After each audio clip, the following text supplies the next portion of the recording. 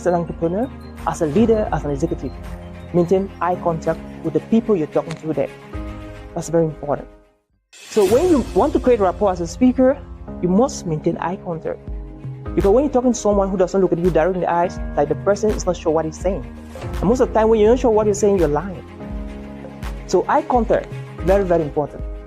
When there's eye contact, there's rapport. When there's rapport, there's bonding. When there's bonding, there's connection. When there's connection, there's transmission of information. So eye contact is very important. As a speaker, as an entrepreneur, as a leader, as an executive, maintain eye contact with the people you're talking to there. That's very important. So when you want to create rapport as a speaker, you must maintain eye contact. Because when you're talking to someone who doesn't look at you directly in the eyes, like the person is not sure what he's saying. And most of the time when you're not sure what you're saying, you're lying. So eye contact, very, very important. When there's eye contact, there's rapport. When there's rapport, there's bonding. When there's bonding, there's connection. When there's connection, there's transmission of information. So eye contact is very important. As a speaker, as an entrepreneur, as a leader, as an executive, maintain eye contact with the people you're talking to there. That's very important. So when you want to create rapport as a speaker, you must maintain eye contact. Because when you're talking to someone who doesn't look at you directly in the eyes, like the person is not sure what he's saying. And most of the time when you're not sure what you're saying, you're lying. So eye contact, very, very important. When there's eye contact, there's rapport. When there's rapport, there's bonding. When there's bonding, there's connection. When there's connection, there's transmission of information. So eye contact is very important. As a speaker, as an entrepreneur, as a leader, as an executive, maintain eye contact with the people you're talking to there. That's very important. So when you want to create rapport as a speaker, you must maintain eye contact. Because when you're talking to someone who doesn't look at you directly in the eyes, like the person is not sure what he's saying. And most of the time when you're not sure what you're saying, you're lying. So eye contact, very, very important. When there's eye contact, there's rapport. When there's rapport, there's bonding. When there's bonding, there's connection. When there's connection, there's transmission of information. So eye contact is very important. As a speaker, as an entrepreneur, as a leader, as an executive, maintain eye contact with the people you're talking to there. That's very important. So when you want to create rapport as a speaker, you must maintain eye contact. Because when you're talking to someone who doesn't look at you directly in the eyes, like the person is not sure what he's saying. And most of the time when you're not sure what you're saying, you're lying. So eye contact, very, very important. When there's eye contact, there's rapport. When there's rapport, there's bonding. When there's bonding, there's connection. When there's connection, there's transmission of information. So eye contact is very important. As a speaker, as an entrepreneur, as a leader, as an executive, maintain eye contact with the people you're talking to there. That's very important. So when you want to create rapport as a speaker, you must maintain eye contact. Because when you're talking to someone who doesn't look at you directly in the eyes, like the person is not sure what he's saying. And most of the time when you're not sure what you're saying, you're lying. So eye contact, very, very important. When there's eye contact, there's rapport. When there's rapport, there's bonding. When there's bonding, there's connection. When there's connection, there's transmission of information. So eye contact is very important. As a speaker, as an entrepreneur, as a leader, as an executive, maintain eye contact with the people you're talking to there. That's very important. So when you want to create rapport as a speaker, you must maintain eye contact. Because when you're talking to someone who doesn't look at you directly in the eyes, like the person is not sure what he's saying. And most of the time when you're not sure what you're saying, you're lying. So eye contact, very, very important. When there's eye contact, there's rapport. When there's rapport, there's bonding. When there's bonding, there's connection. When there's connection, there's transmission of information. So eye contact is very important. As a speaker, as an entrepreneur, as a leader, as an executive, maintain eye contact with the people you're talking to there. That's very important. So when you want to create rapport as a speaker, you must maintain eye contact. Because when you're talking to someone who doesn't look at you directly in the eyes, like the person is not sure what he's saying. And most of the time when you're not sure what you're saying, you're lying. So eye contact, very, very important. When there's eye contact, there's rapport. When there's rapport, there's bonding. When there's bonding, there's connection. When there's connection, there's transmission of information. So eye contact is very important. As a speaker, as an entrepreneur, as a leader, as an executive, maintain eye contact with the people you're talking to there. That's very important. So when you want to create rapport as a speaker, you must maintain eye contact. Because when you're talking to someone who doesn't look at you directly in the eyes, like the person is not sure what he's saying. And most of the time when you're not sure what you're saying, you're lying. So eye contact, very, very important. When there's eye contact, there's rapport. When there's rapport, there's bonding. When there's bonding, there's connection. When there's connection, there's transmission of information. So eye contact is very important. As a speaker, as an entrepreneur, as a leader, as an executive, maintain eye contact with the people you're talking to there. That's very important. So when you want to create rapport as a speaker, you must maintain eye contact. Because when you're talking to someone who doesn't look at you directly in the eyes, like the person is not sure what he's saying. And most of the time when you're not sure what you're saying, you're lying. So eye contact, very, very important. When there's eye contact, there's rapport. When there's rapport, there's bonding. When there's bonding, there's connection. When there's connection, there's transmission of information. So eye contact is very important. As a speaker, as an entrepreneur, as a leader, as an executive, maintain eye contact with the people you're talking to there. That's very important. So when you want to create rapport as a speaker, you must maintain eye contact. Because when you're talking to someone who doesn't look at you directly in the eyes, like the person is not sure what he's saying. And most of the time when you're not sure what you're saying, you're lying. So eye contact, very, very important. When there's eye contact, there's rapport. When there's rapport, there's bonding. When there's bonding, there's connection. When there's connection, there's transmission of information. So eye contact is very important. As a speaker, as an entrepreneur, as a leader, as an executive, maintain eye contact with the people you're talking to there. That's very important. So when you want to create rapport as a speaker, you must maintain eye contact. Because when you're talking to someone who doesn't look at you directly in the eyes, like the person is not sure what he's saying. Most of the time when you're not sure what you're saying, you're lying. So eye contact, very, very important. When there's eye contact, there's rapport. When there's rapport, there's bonding. When there's bonding, there's connection. When there's connection, there's transmission of information. So eye contact is very important. As a speaker, as an entrepreneur, as a leader, as an executive, maintain eye contact with the people you're talking to there. That's very important. So when you want to create rapport as a speaker, you must maintain eye contact. Because when you're talking to someone who doesn't look at you directly in the eyes, like the person is not sure what he's saying. And most of the time when you're not sure what you're saying, you're lying. So eye contact, very, very important. When there's eye contact, there's rapport. When there's rapport, there's bonding. When there's bonding, there's connection. When there's connection, there's transmission of information. So eye contact is very important. As a speaker, as an entrepreneur, as a leader, as an executive, maintain eye contact with the people you're talking to there. That's very important. So when you want to create rapport as a speaker, you must maintain eye contact. Because when you're talking to someone who doesn't look at you directly in the eyes, like the person is not sure what he's saying. And most of the time when you're not sure what you're saying, you're lying. So eye contact, very, very important. When there's eye contact, there's rapport. When there's rapport, there's bonding. When there's bonding, there's connection. When there's connection, there's transmission of information. So eye contact is very important. As a speaker, as an entrepreneur, as a leader, as an executive, maintain eye contact with the people you're talking to there. That's very important. Hello, everybody.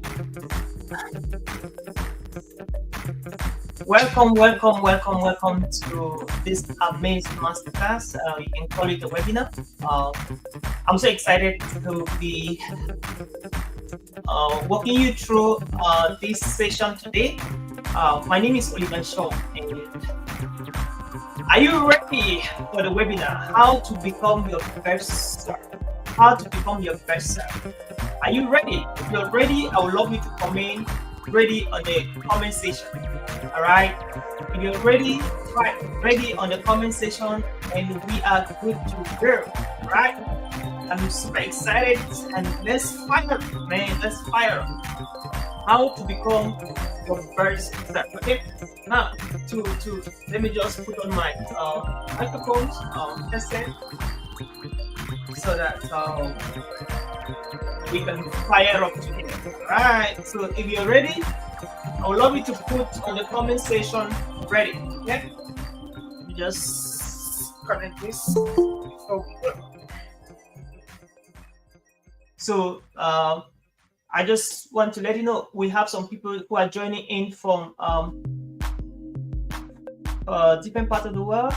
Some are joining in from Google Meet, some are joining in from YouTube, some are joining in from the StreamYard. All right, so let's fire. So my dear friend, wherever you're coming from, my name is Nshom, and we're going to be looking at how to actually become your best self. How to become your best self. All right, so even as we dive deeper, I want you to comment on the comment section how to become your best self.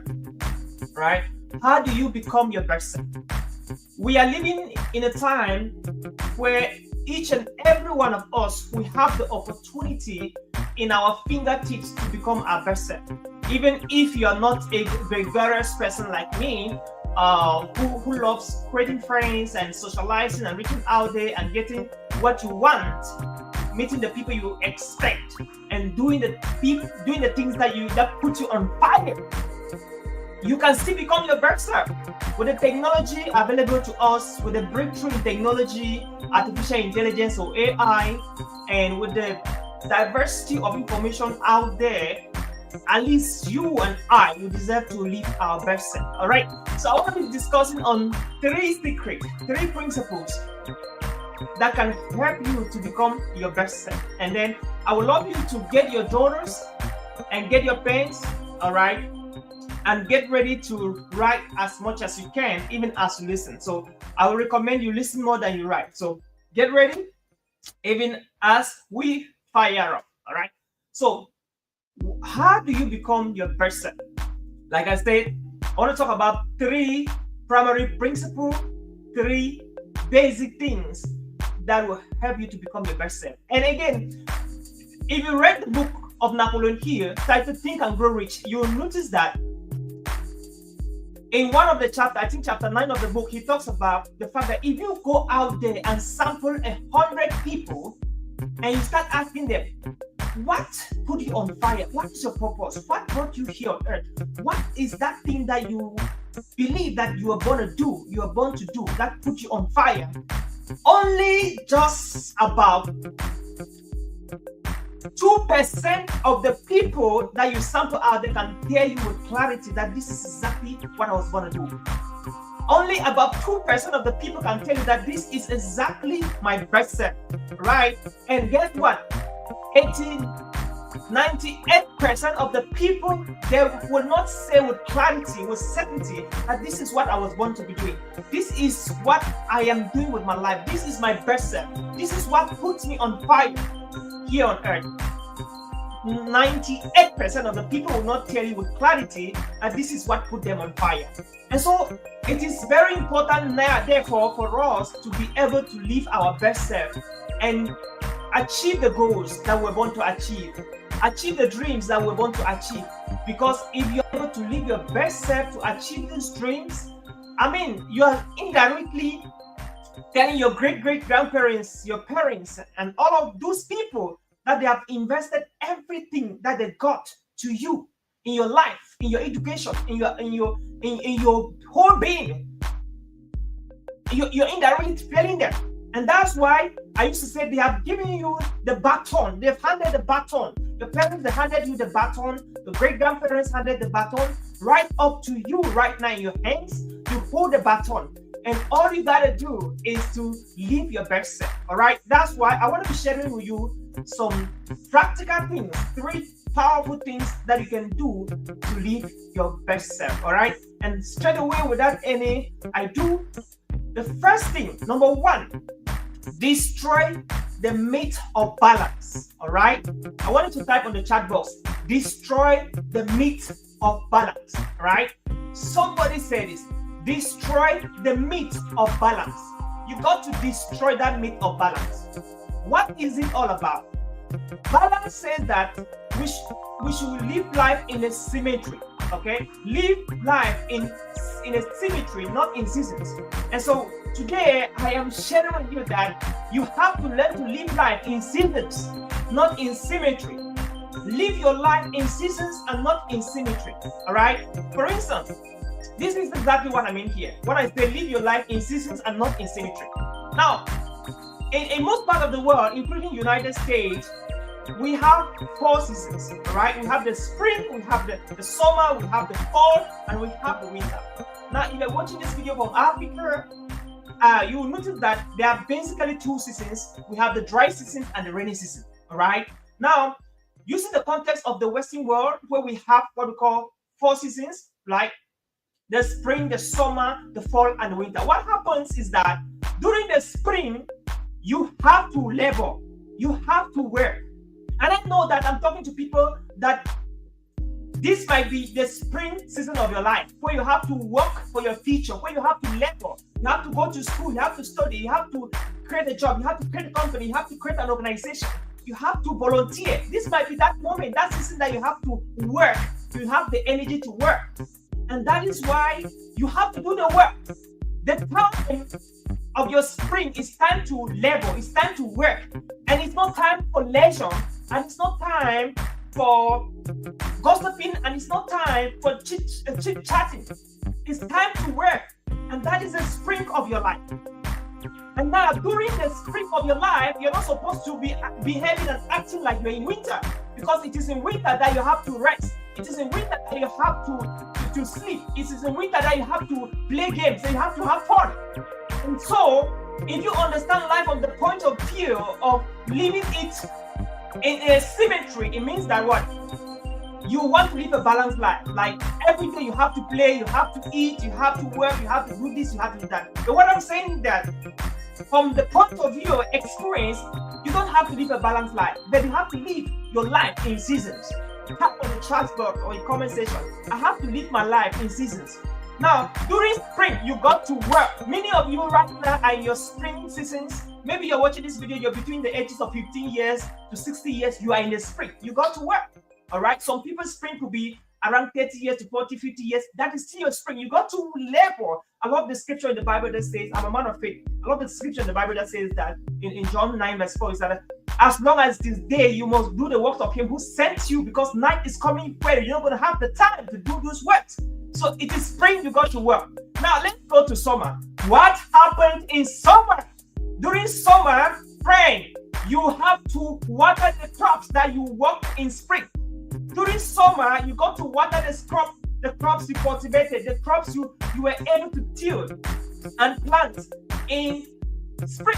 So right now, I said in one of my seminars, in one of my videos also, that if you are around the age of 25 years and 26 years and 24 years, what you have to do right now is make all your mistakes right now. Read a lot of books, work hard, volunteer, so that by the time you're reaching 27, 28, 29, you already know exactly what put your soul on fire.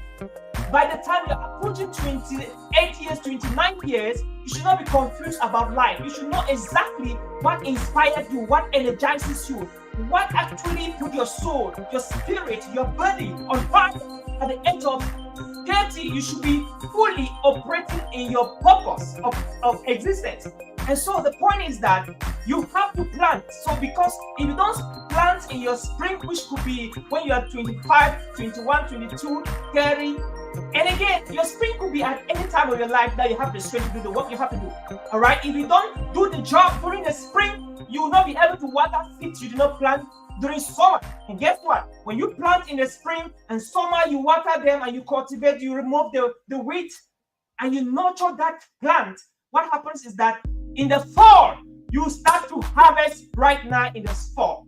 The fall is a moment for harvesting. As many of you right now watching this webinar, this is your fall. You're harvesting what you were sowing in your youthfulness, in your spring. You're harvesting the things that you watered, you nurtured, you cultivated in the summer. And now that is the fall, you're harvesting from where you sowed. I made a post on Facebook lately that you don't reap from where you did not sow. So you only reap from where you sowed. Now the question I have for you, dear friend, is where can you reap from?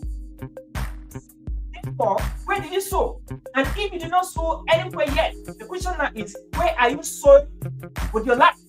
Where are you sowing every day? Because you only reap from where you sow. And now I know I'm talking to people that are sowing every second, every minute, every hour, every day, every week, and every single year. Keep on sowing, because very soon the fall is coming. And when you plant, work in the spring, you cultivate and you nurture the garden in the summer, you harvest in the fall.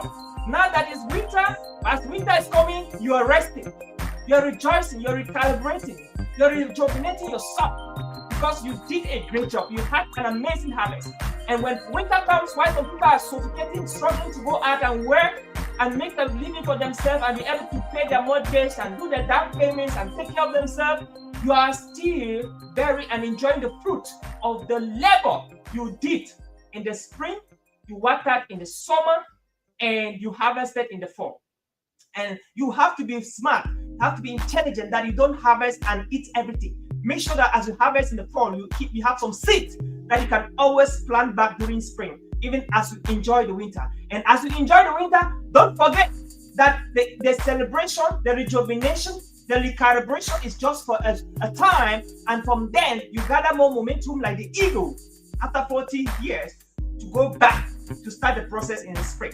And so my challenge is, I don't know exactly the season where you are right now. I just want to let you know, don't try to live a balanced life where every day you have to exercise for 2 hours, every day you have to work for 8 hours, every day you have to be able to volunteer for 2 hours. No, life is not supposed to be like that, friends. If life was like that, I want to assure you that people like Bill Gates, people like Dangote, people like Mark Zuckerberg, they will never exist if life was to be balanced. If you're supposed to do things in a very balanced way, people that are called wealthiest people, richest people in the world, then they will never ever exist. Because do you know the number of hours Mark Zuckerberg, the founder of Facebook, and those Moscovici, they had to work every day to build Facebook? They were not living a balanced life. They had to dedicate at least 16 hours every day working. They never had enough time to exercise, to go to the gym, to go to socialize, to have some drinks with friends. No. Do you know the number of hours in the 1975 Bill Gates and Paul Allen used to work every single day learning computing, how to maintain computers, how to sell software? They took a lot of hours working on themselves, teaching themselves, learning. And my friend, they were not living a balanced life. And it took them a lot of time to work every single day, not less than 10 hours in a day. But they're telling us that we must work at least 8 hours every day so that we can have a balanced life and all of that. No, that's a myth. That's a fallacy. It doesn't work like that. You want to change the world, want to make the world a better place, my friend, you have to not live a balanced life. You have to live your life in seasons. You have to know that when you're in spring, you got to do the job. And so don't play. Don't be resting when you're supposed to be working during the spring. All right? Don't interchange spring with winter, because if you do that, you will sweat. You have to go through struggle. And that's exactly what most of our parents are going through today. During their spring, during their summer, they were busily behaving like it was winter, playing and jubilating and going to clubs and hanging out and socializing. They were not working when they were supposed to be working. And now that it is winter, they're rather trying to work. It's not supposed to be like that. So I want to really challenge you that in this point number 1, don't live your life in a symmetry. Don't try to live a balanced life. Put your effort, your energy, your concentration where it is needed now. Because there's going to be time for you to socialize. There's going to be time for you to harvest. There's going to be time for you to nurture and fertilize. There's going to be time for you to work. And so seize the moment. Seize the moment. All right? And so that is taking us to our point number 2. Break the mirror. Can somebody comment on the comment section? Break the mirror. Break the mirror. Can somebody say break the mirror? Come on. Break the mirror. Break the mirror. I love this. Break the mirror. Focus on others, not yourself. What is the reason why you are not your best self? Remember, we're talking about becoming the best version of yourself. Becoming the best version of yourself. One of the reasons why you're not the best version of yourself is because you focus so much on yourself and not on others. And again, you focus so much on yourself, on the negative part of yourself. All right? You keep looking at yourself in the mirror and say, oh, I'm too dark. Oh, my nose is too long. My nose is too big. My face is too big. My hairs are not looking good. Right? I am not this enough. I am not that enough. And I came today to let you know that if you want to live the best version of yourself, you got to break that mirror that you keep looking yourself in. And so, I want to tell you a story, friend. This is a very interesting story. This is a story of a young boy who was always looking himself in the mirror. This young man was always looking himself in the mirror. Every time he looks at himself, he sees himself how he has not succeeded as his friends. He sees himself how he is not getting the kind of things that his friends were getting. How he's not traveling to the countries abroad where his friends, his peers are traveling to. How he's not able to get admission in the universities where his peers are getting admission in. How he's not able to have the opportunities and the privileges and the jobs opportunities and all of those amazing places and great breakthroughs that his friends are getting. And because of that, this guy, anytime he looks at himself in the mirror, he was mad at himself. He would curse himself. He would say all kinds of demeaning and ridiculing things and words about himself. And I know somebody might be watching this webinar right now, and that's exactly who you are. When you look at yourself, you say that my breast is too big. I wish I could do a surgery and have small breasts. You said you're too dark. I wish I could drop some cream and be a little bit fair. You say you're too short. I wish I was tall. You say you're too tall. I wish you were shorter. You said you're too fair in complexion. You wish you were having a chocolate color. You said you're tired of Africa. You wish you were in America. You're tired of Europe. You wish you're in America. You're tired of America. You wish you were in Africa. All of those things is looking yourself on the mirror. Is looking yourself in that mirror and demeaning yourself and undervaluing yourself and underestimating your value. And I want to let you know, shatter that mirror, break that mirror that you have been looking yourself on all the time. And guess what? Something would only happen if you stop looking yourself in that small mirror. What you have to do is that what? You got to break the mirror and start looking yourself like this little boy here. Right? What do? Look yourself. Try to do something to other people. Try to volunteer in your community to add value to people. Try to volunteer in organizations, in businesses, in environments, in communities, in schools, to teach children for free, to do something for somebody. Try to add value to someone's idea, to someone's project, to someone's organization, to someone's life. Buy somebody an ice cream, all right? Even if that is your last penny, if that is your last dollar, if that is your last money, sacrifice it and buy something for somebody. Get an ice cream for somebody who needs an ice cream. And when you begin to do that, you begin to respect yourself. You begin to value yourself, friend. You begin to see value in yourself. You begin to never underestimate yourself. Because one of the reasons why you're underestimating yourself is because nobody tells you that you're beautiful. Nobody tells you that you're worthy. Nobody tells you that you have value. Nobody tells you that you're so brilliant, you're so smart. And guess what? If nobody is telling you that you're smart, brilliant, intelligent, beautiful, handsome, tell yourself. Don't join the other people, to the other camp, to demean yourself, to undervalue yourself, to underestimate yourself. Because if you don't believe in yourself, no one will ever believe in you. So I want to challenge you. Break the mirror and start adding value to people. And start volunteering to add value and impact in the lives of people. And you can't tell me that you don't know where you can add value. There are opportunities everywhere. In most parts of the world, here in the United States, schools just resume. You can go and volunteer in your community college. Volunteer and teach kids for free. Volunteer in people's shops, in people organizations, and volunteer for a month.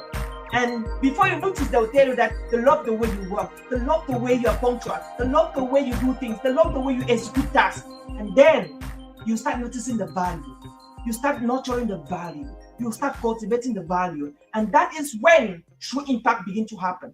And so if you're listening to this webinar right now and you're that person that you've been sabotaging yourself, you've been destroying your self-value, your self-esteem, I want to challenge you. Be like this young man whose last penny, whose last quarter, whose last dollar, whose last 100 francs, 25 francs, or 50 francs, he has decided to buy an ice cream to offer to somebody. Because you can only have value, you can only get value, you can only deserve value when you begin to do something to others.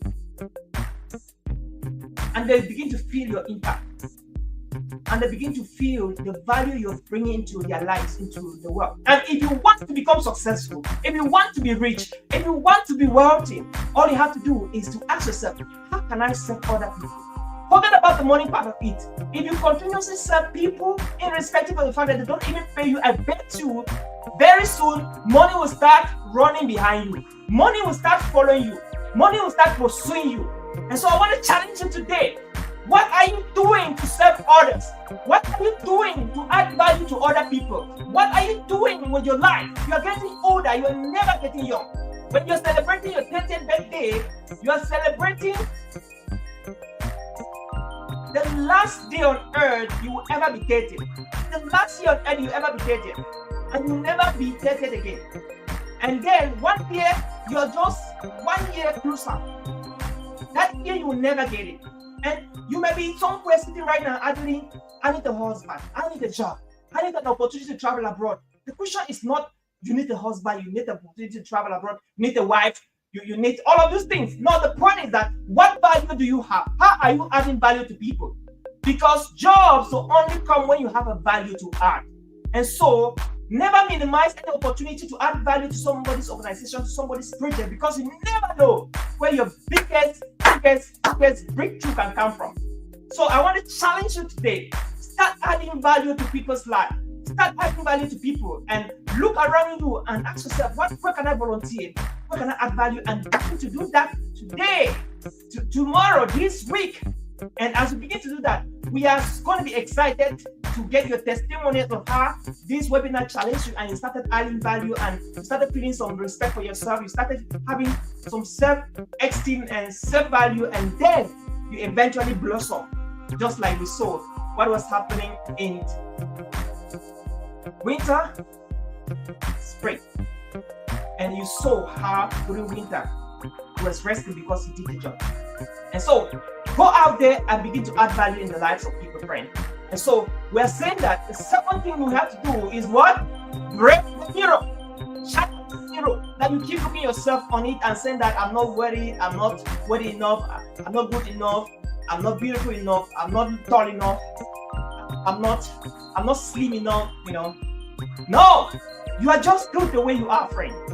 You're beautifully and wonderfully made in the image of God, just to do the things that you're going to do. So the question is, how do you know the things that you're going to do?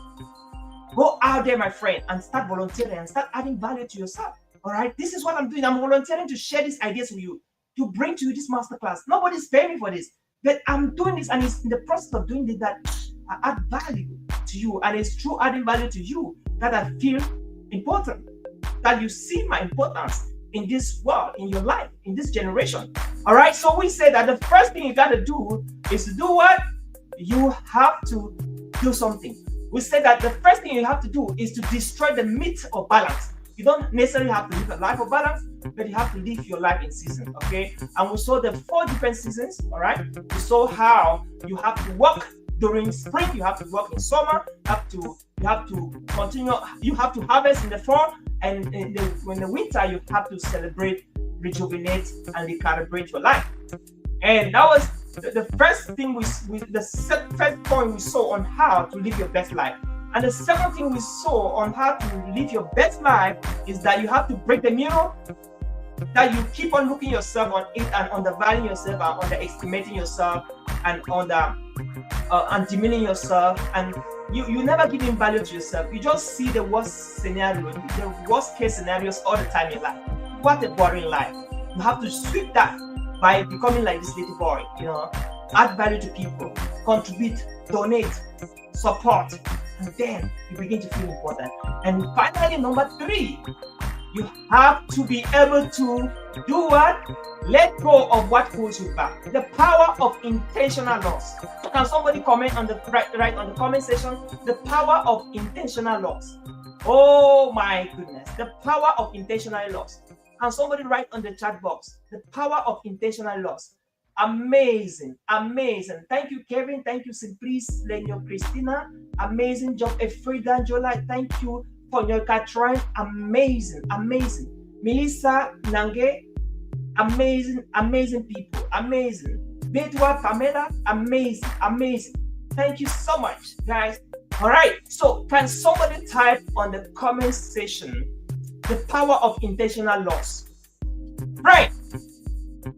Let go any baggage of relationship you're carrying that is not helping you to fulfill your purpose on earth. Let go any baggage of friendship that you're carrying that is not helping you to be a better version of yourself. That relationship that keeps pulling you behind. that relationship that keeps dragging you behind. Your effort, you're making effort to grow. You're making effort to make progress, and they keep pulling you from behind. Let them go.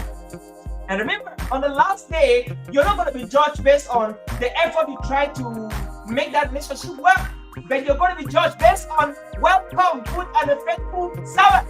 It's not going to be welcome, good, and a servant who tried to help other people to catch up, to level up. Welcome, servant who struggled very hard to enter the door with many other people. No, it's going to be welcome, good, and faithful servant. And don't let any attachment hinder you from receiving that final confirmation. Welcome, good, and faithful servant. Personally, I had friends in high school. I've let them go. If those who are not trying to make progress, are not trying to make improvements, those are not want to grow. Those who don't want to grow, I let them go. I have even family relatives that they don't make progress, they don't make effort. The least effort to grow, to succeed, they don't make effort. I'm like, I have no business with you if you're not making effort. I have no business with you if you're not trying to improve yourself. I have no business with you if you don't want to get better results. I absolutely have no business with you. And so what am I saying? I'm saying that any person that you're trying to drag, you're trying to follow, you're trying to kill yourself because you want that person to get some particular result, I want to let you know this. Take note of what I'm saying, friend. This is very important. You can never change people if they don't want to change. Practice that. You can never change people if they don't want to change. Even your own children, even your own spouses, even your best friends, you can never change them if they don't want to change. This is the secret I want to give you today. Just let them be. Keep on being the role model. Keep on giving the example. Keep on being the best version of yourself. And one day they will confess to you that I want to change. And they will make up their mind to change. Don't let them, all right, drop you behind, pull you behind, distract you because you want them to change. They will never change, okay? Because the more you want them to change, the bitter they become with you. The more angry they will become. Because adults, they want to make decisions on themselves. They don't want people to pressurize them or to pressure them to make decisions or take decisions in their behalf. They want to make decisions themselves. And so you cannot cause people to change if they don't want to change.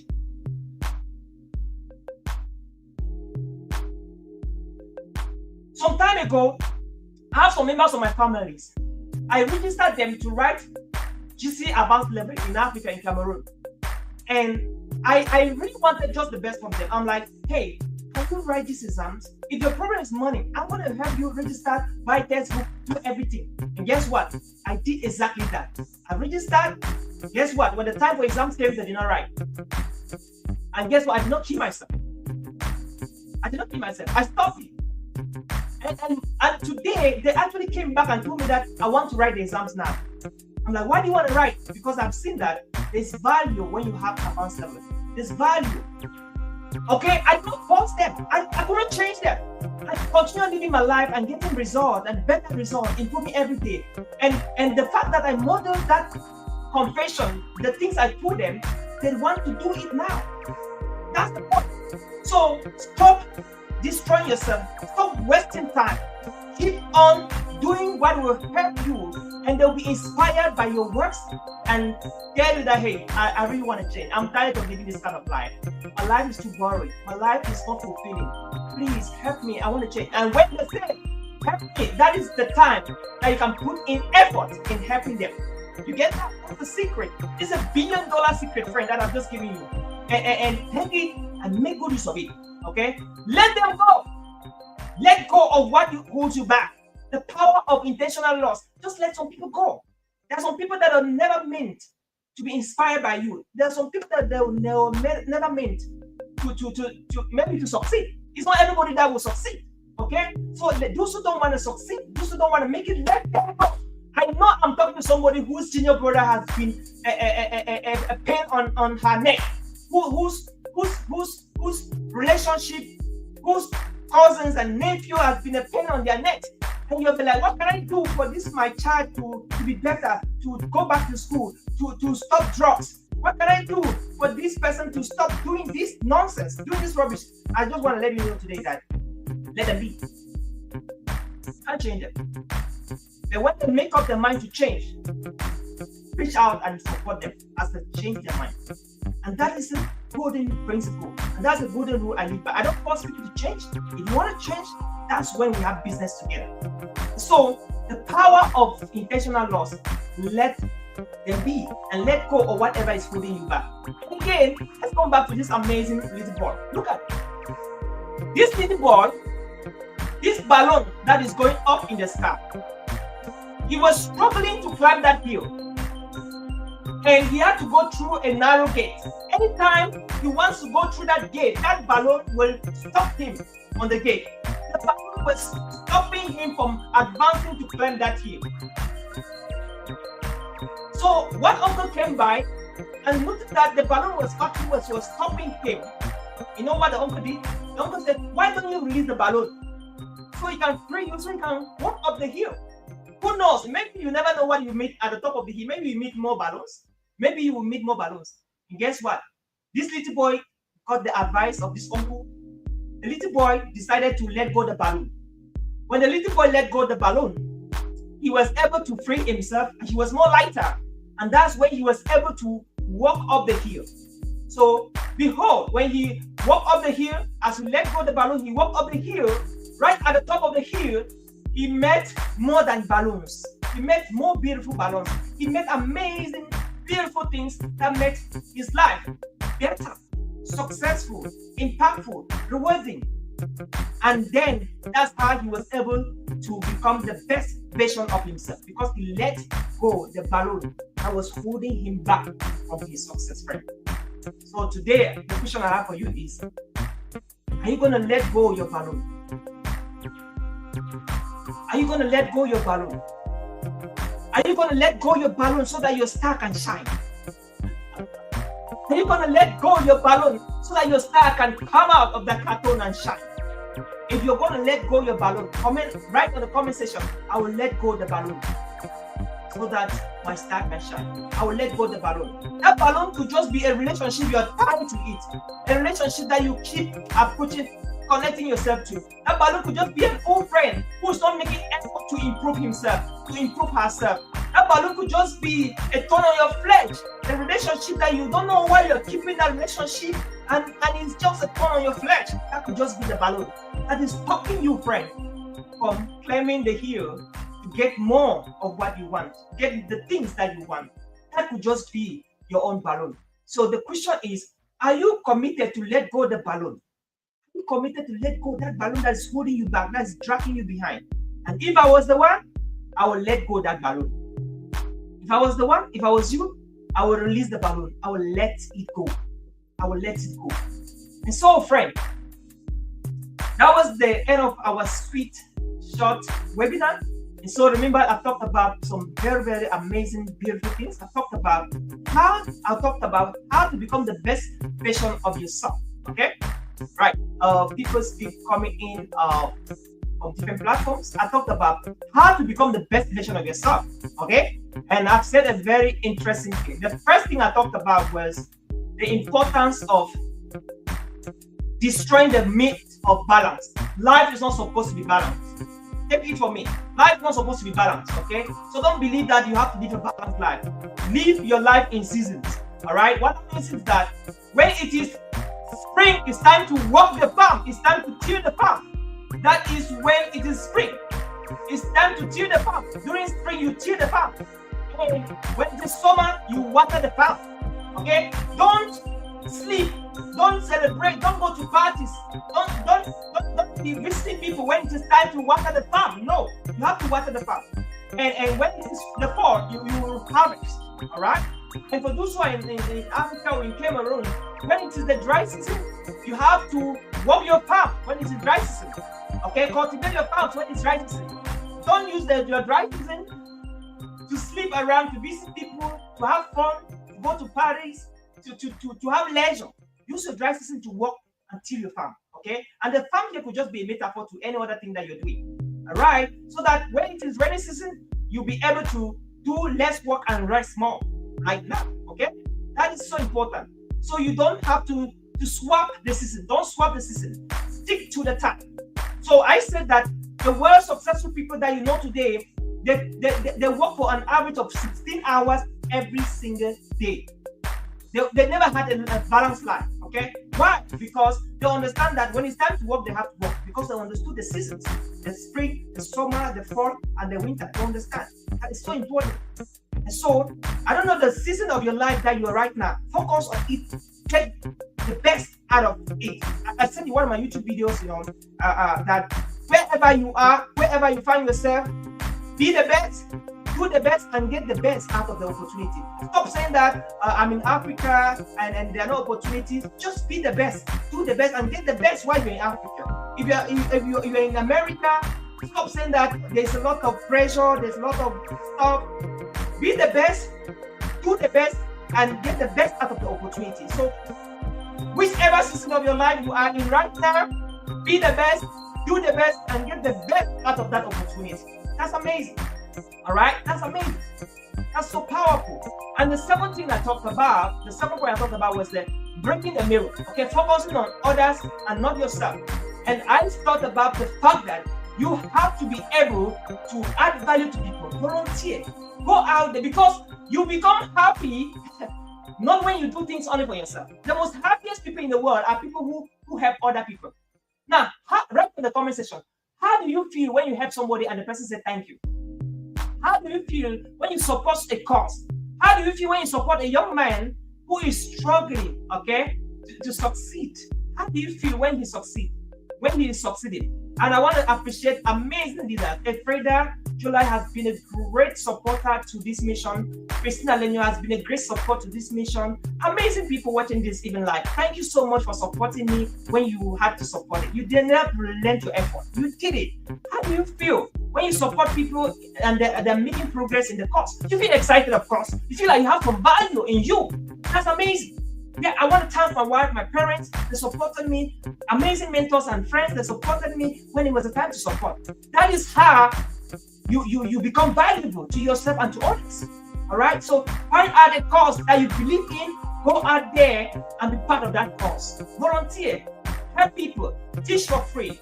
And I bet you, before you notice, money will start running after you. So if you want to become successful, you want to become wealthy, my friend, just help as many people achieve their own goals, and that's how you can become successful.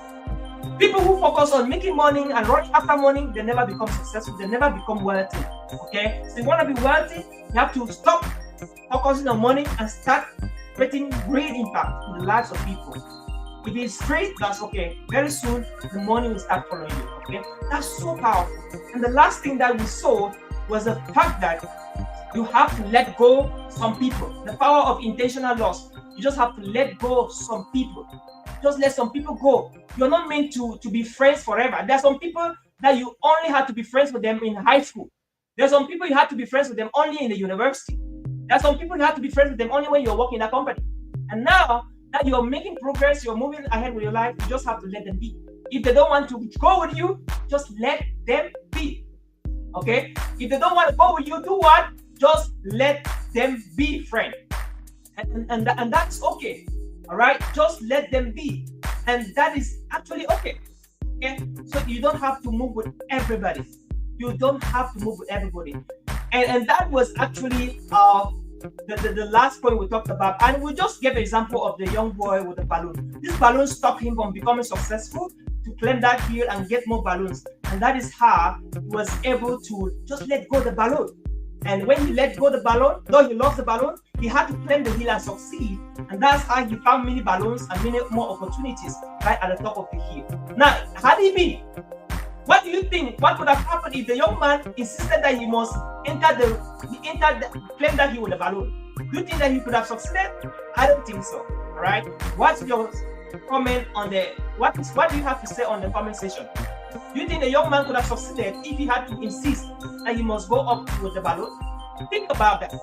So, friend, if you practice these three things, I want to assure you, you would definitely live the best version of yourself. And of course, trust God and always meditate and listen to his word.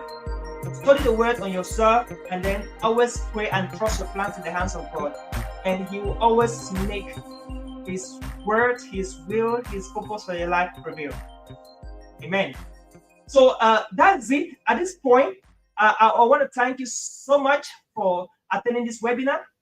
My name is Nshom, and it's such a privilege to have these amazing people watching from Zoom, people watching from StreamYard, people watching from YouTube, people watching from Google Meet. That's so amazing. All right, that's so beautiful, and I want to thank you so much. And even as you get ready to ask your questions, I'll be glad to answer one or two questions if at all you got a question. And so my PRO, my personal assistant PA, he's in the Zoom, so you can ask questions, and then he'll be able to help me with the question directly to my phone, and then we'll be glad to answer your question. Okay, so at this point we're going to pick one or two persons that got some questions to ask, right?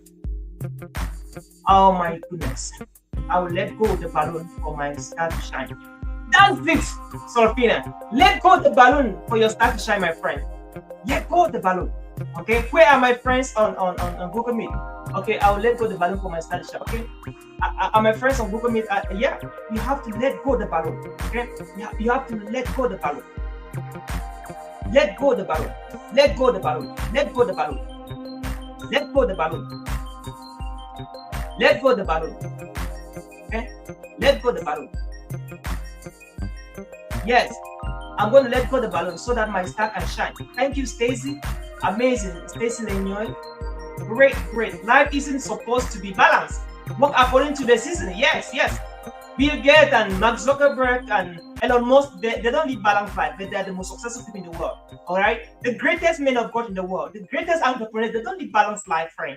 They don't live balanced life, okay? But they're most successful. So life is not supposed to be balanced, okay? So you have to give in your best shot wherever you find yourself. Give it the best shot, okay? When I was in Cameroon, in Africa, I gave my best shot in everything I had to do. Now that I'm in America, I'm giving my best shot. I don't complain about what is not working, what is working. I just give you my best shot, okay? That's it. Help many people achieve their goals. That is it, Stacy. It's on that. Help many people achieve their goals. Help many people achieve their goals. And then you become successful. Not even becoming successful, you automatically have value. And everybody that has value is successful. All right? So, excited. I hope you're enjoying the session, okay? I hope you're enjoying the session. If somebody is enjoying the session, okay? If you're enjoying the session, comment, I'm enjoying the session on the comment section, okay? Okay, pretty good. So, friend, what stood out for you, okay? Drop your question on the comment section and let us know what stood out for you, okay? What stood out for you, even as you drop your questions on the comment section, right? Let's know what stood out for you. So,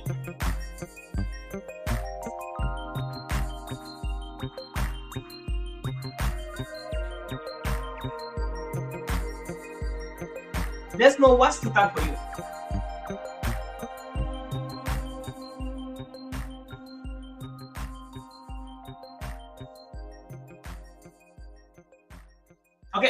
Okay, let me read the question. Efreda says, oh my goodness, my dear Efreda, you talked about seasons. Can you relate it to our own seasons? Yes, I talked about that. It seems like I was pretty fast. I talked about seasons, very important. We have in Cameroon, for instance, dry season and rainy season, all right? So in the dry season, you have to work the farm, you have to till the farm, and before that, you have to clear the farm. You clear the farm, you till the farm, you do all of these things, you work the farm. That is what happens during the dry season. You don't work the farm and try to till the farm during the rainy season, all right? So what happens is that when it is dry season, that rain is not falling to disturb, distract at times, you have to do the work that you're supposed to do in the farm. Because if you don't do that, the rainy season will soon come. The rainy season will come and you will not have the time, the energy, the momentum to do the tilling, the working, and the clearing of the farm. So that's the best time to clear the farm is somewhere after at least, as from End of November, December, January, February, that's when you are tilling the farm and working the farm and nurturing the farm. It is not in October, it is not in September that you try to till the farm. That's when you're supposed to be harvesting.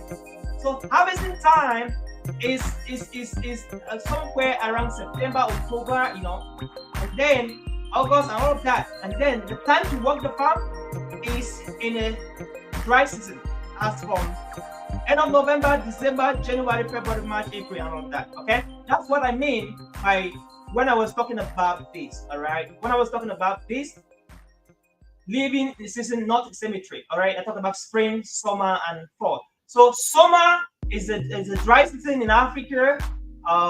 Spring, summer, dry season in Africa.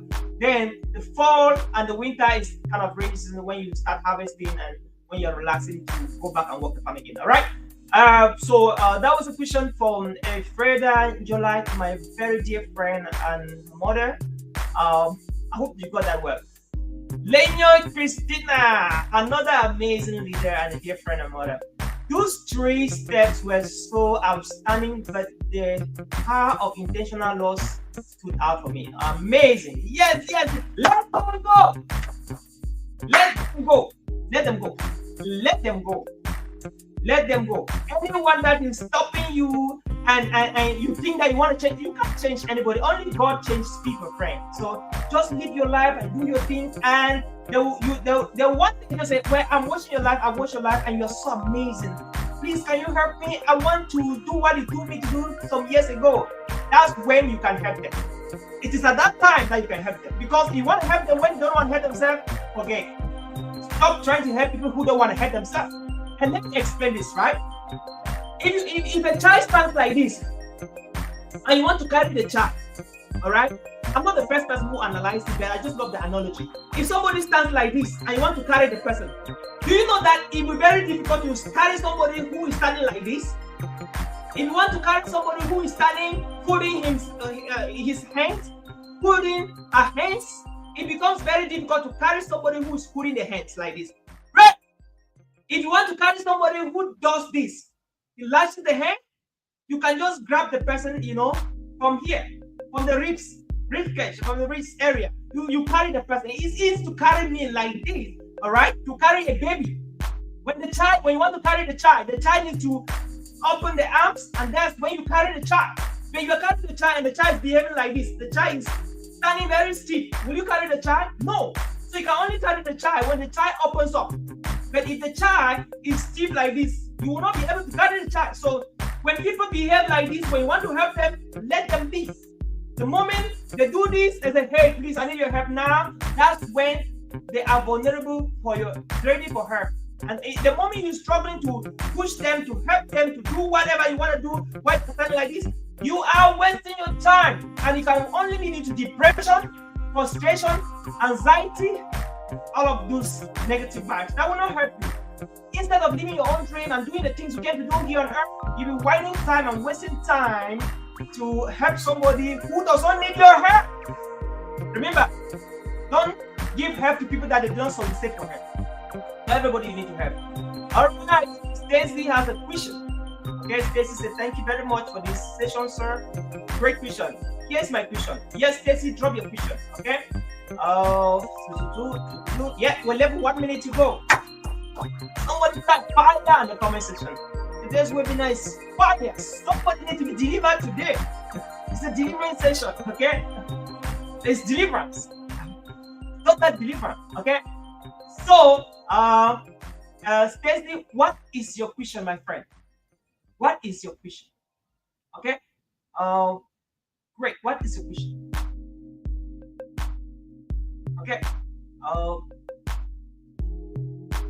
Cool. Oh, that's some people. What do you mean? That's it. Okay. For those of you who are joining from other platforms, you can always go back and watch the video on YouTube. Okay. The title of the video is "Becoming the Best Version of Yourself." Okay, that's the title of the webinar. All right. So, moving forward, let's get to Stacy's question.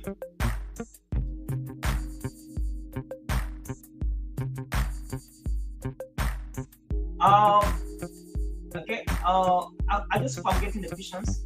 All right.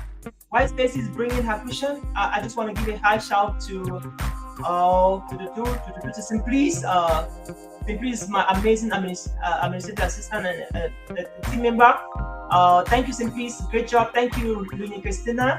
Thank you, Kevin. Thank you so much, man. Thank you, Nancy Raymond, amazing leader. Thank you. Thank you. Forchik Sorpin, great job. Thank you so much. Amazing.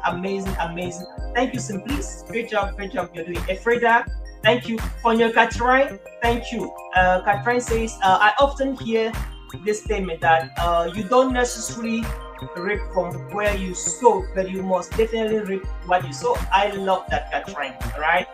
Awesome. So the question is, where are you sowing right now? Thank you, Elena Christina. Melissa Nange, yeah, that's true. Beautiful. So one need to work hard. I shouldn't be resting when I am supposed to be working. That's right, Christina. Great. Break the mirror. Everybody, break the mirror. Break the mirror with the power of intentional. Okay, loss. Yeah, you just have to let some people go. Yeah.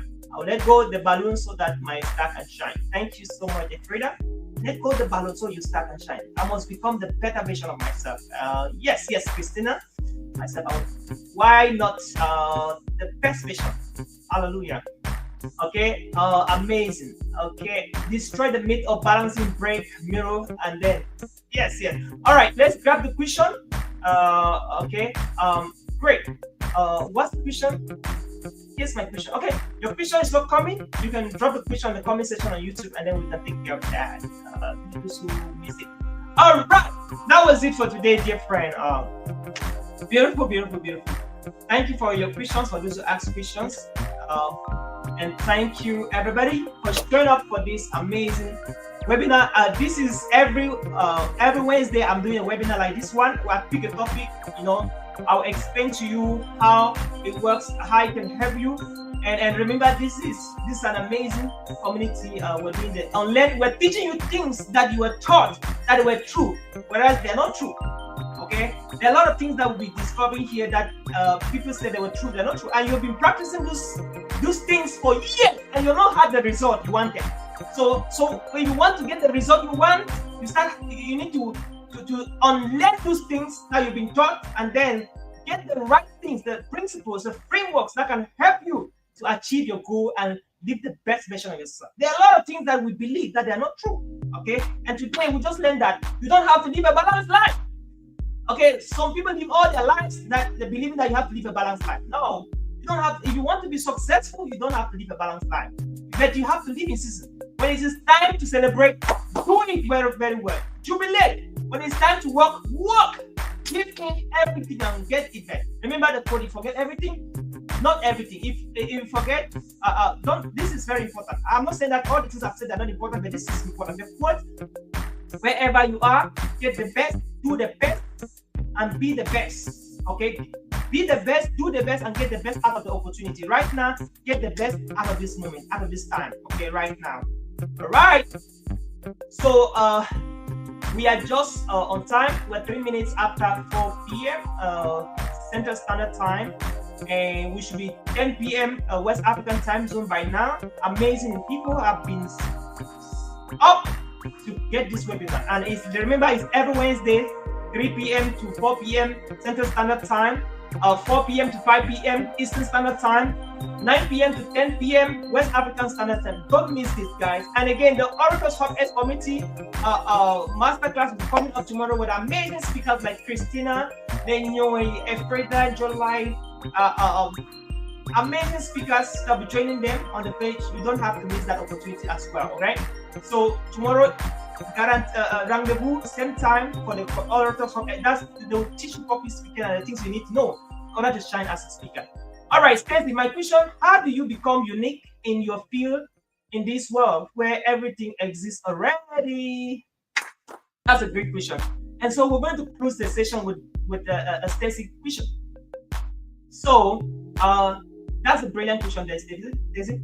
I'm currently reading a powerful book, and the title of the book is The Millionaire Fastlane. Okay, so the book is written by M.G. McGraw. Okay, So this is what you need to understand, Stacy.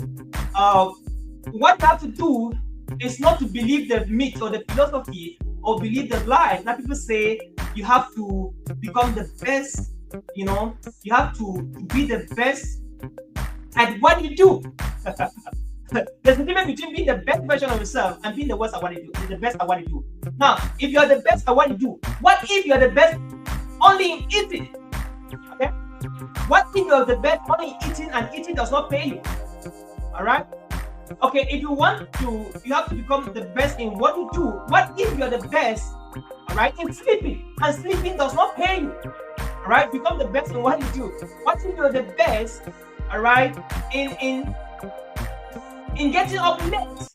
All right, so you have to become the best in the things that also pay you. So to your question, my question, how do you become unique in your field in this world where everything exists already? Now, how did Michael Jackson became one of the best in the moon dance? How was that possible? All right. How did Michelangelo become one of the best painters in the world?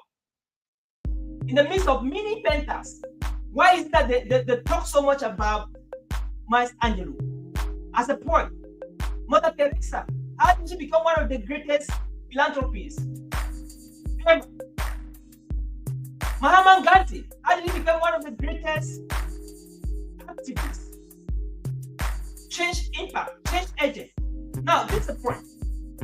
For you to actually become the best in the positive way in what you're going to do that can influence the world, you have to choose a cause that people at times they don't feel like choosing that cause, and you believe in that cause and fight that cause. Do everything to fight. For instance, while I was growing up in Africa, I've always feel terrible, awkward, weighed, disappointed, sad, pissed off. When people mess up on stages, when they give them the opportunity to express themselves and the fame, I messed up myself, but I was not happy with myself. And I see people doing that. So I became angry. I'm like, I want to make a difference in the speaking industry. All right? So I was angry on making a difference. I didn't want to become rich or wealthy or successful, but I wanted to make a difference in the speaking space. So I built my speaking career, or even on speaking for free. Okay? So money came, money started coming when I have spoken for 10 years. So from 2010 to 2020, I was not paid. All right? I was not paid for 10 good years. I could have quitted, because they would not pay me. But I did not. I did not quit. Okay? So I kept on doing it. So if the money is coming today, it's not because I wanted the money. It's because I wanted to make a difference in how people communicate, in how people use words. All right? That is how you can make a difference. Am I the best speaker in the world? No. Am I the best speaker in Africa? No. Am I the best speaker in Cameroon? No, I'm not. Okay? But how is it possible that I am trying to make a difference in my little way? It's because I believe in this cause and I'm ready to sacrifice my life for it, because I've given up everything to do this. Okay? That is how you can make a dent in this world. Like Steve Jobs, the founder and CEO of Apple, made a dent by revolutionizing the face of personal computers. The same thing Bill Gates did. How is that possible? They saw an opportunity, they visualized it, they grabbed or seized it, and they manifested themselves into that opportunity by immersing themselves fully, and building some momentum and propensity to do everything it takes to give it their very best in that. The same thing that Mark Zuckerberg did, and today we're having Facebook, right? Mark Zuckerberg was not working 8 hours a day to build Facebook from his school down, right? From 2014, he was working at least 16 hours every day to build that. It was not even a balanced life. And that is how, my dear friend Stacy, that's how you can put a dent in the world. That's how you can make a dent. Okay, that's how you can put your footprints in the history of your generation by picking a cause that you believe that you can fight for it. What makes you angry, Stacy? Okay, me, I just said what used to make me angry. All right, I want you to help people from all age groups to become competent communicators, authentic communicators. All right, prolific communicators, and I've been doing it for 15 years, friend. 15 good years. All right, I could have quitted, got a job, and what brought me to America was speaking. I got invited to speak several times in America, several times in Europe, several times in Asia. But I started and I did it for 10 years. I was not paid. That is the very thing that has taken me all around the world. That is putting the dent in the history of the generation. So it doesn't matter who is doing it better than you. It doesn't matter the thousands, the millions, the billions of people doing it. It doesn't matter. You can still make a difference in it. If there is a problem that you've seen and you want to solve it, good for me. I was lucky enough that in Cameroon there was nobody doing like speaking in the level I want to do it. Okay, like in Africa, in Cameroon, when I started in 2010, I never knew any public speaker, any professional speaker in Cameroon. I did not know. It was in 2013 I learned about Roland Kweme, who was doing an amazing job. Right? And when I started, I was the only person that motivated myself. My parents did not believe in me. My teachers laughed at me. They were like, "You can never make it as a speaker." My English was poor, grammar terrible, no experience, no exposure. Everything, I had other reason to not do it, but I decided to do it because I believed. And I was ready to lay my life just for this cause. All right? Am I the first speaker in Cameroon? No. Am I the best speaker in Cameroon? No, I'm not the best in Cameroon. But why is it that I kept going for 15 years? It's because I believed. I had a cause I was fighting for. And I was ready to sacrifice anything for this cause. And that's exactly why I've been invited to speak all around the world. I hope that helps you. And so, friend, that was it for today. God bless you. And what a session. Okay? Stay blessed. And until we meet again next week, different setup. We're going to be discussing about something totally unique, okay? About on how you can create impact financially and touch the lives of people with what you have discovered. When after you've been your best, what's the next way forward? Okay, so we're going to discuss. That's the kind of conversation we shall be having next week, and I want you to not miss it. Get ready, and once the flyer comes up, we'll share with you, and so you can get ready to fire up. So once again, thank you everybody for being part of this particular cause. I believe in you, and I just want to let you know that you're just one step away from your platforms, away from your breakthrough. And the question I have for you is your story real? If your story is real, genuine, then I have good news for you. You will go places. The world needs to hear your voice. And if nobody ever tells you that he believes in you, he loves you, I just want to let you know that I see you, I love you, and I believe in you that you can change the world. And so make no mistake about this. I believe so much in you that you can change the world. And all you have to do is to believe in yourself and break the mirror and let any person go who doesn't want to change the world with you, and so you can go and change the world. All right. And so even as we close the curtains of this conversation, I believe so much in you, and I love you. So when you want to create rapport as a speaker, you must maintain eye contact. Because when you're talking to someone who doesn't look at you directly in the eyes, like the person is not sure what he's saying. And most of the time when you're not sure what you're saying, you're lying. So eye contact, very, very important. When there's eye contact, there's rapport. When there's rapport, there's bonding. When there's bonding, there's connection. When there's connection, there's transmission of information. So eye contact is very important. As a speaker, as an entrepreneur, as a leader, as an executive, maintain eye contact with the people you're talking to there. That's very important. So when you want to create rapport as a speaker,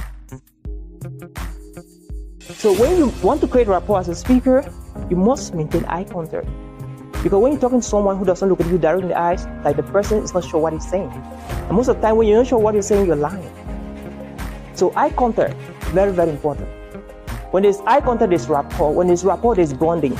When there's bonding, there's connection. When there's connection, there's transmission of information. So eye contact is very important.